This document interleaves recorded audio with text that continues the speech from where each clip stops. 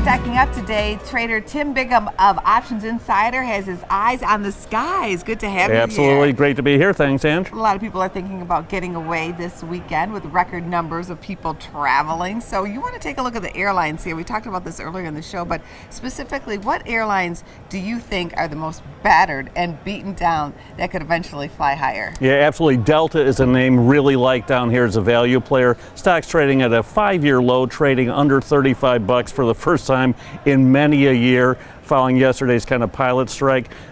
Oil is back below 50, a lot of the headwinds are removed, and the one thing I've realized over the year is travel is almost immune to the economy, certainly. People always seem to find those travel dollars, and trading at about a 4 PE on a forward basis, so dirt cheap stock here, like it on a risk-reward trade-off. You know, one of the stocks that was hit hard during Brexit was Priceline. Did you see that? Yeah, absolutely. And that's another one, obviously travel related here. Priceline, a lot more higher volatility than the airlines, Sure. to say the least. But you're seeing, yesterday that big snapback in Priceline as well. So that kind of price action I like as well. Kind of signifies maybe a washout in the sellers. And if it gets going to the upside, there's a lot of room on the chart to run. Now let's go to a completely different area, and that's Amgen. It's a biotech. Biotechs have the ability to really move wildly. So what do you think about Amgen? Yeah, Amgen's another one I like on a dividend basis. It's yielding almost 2.8% here, only a 35% payout ratio, which means they're only paying out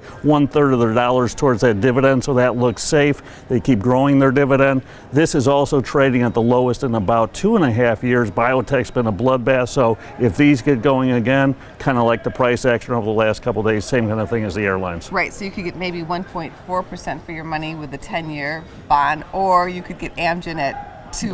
Double that, and the 30 years, 2.5. So you're looking at a safe dividend, right? Certainly the stock can go lower, but put a covered call on top of it if you want to further reduce your risk as well. So break down, what is a covered call? Covered call would simply be selling a call option, usually out of the money, to bring in option premium. That helps kind of reduce your initial cost, reduce that risk. You do give up the upside on the stock for that kind of safety net.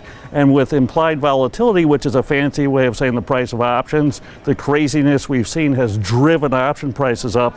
I think it's a great time to be doing that strategy, selling some options against your portfolio to kind of hedge it here. What about puts? Would you hedge with puts at all?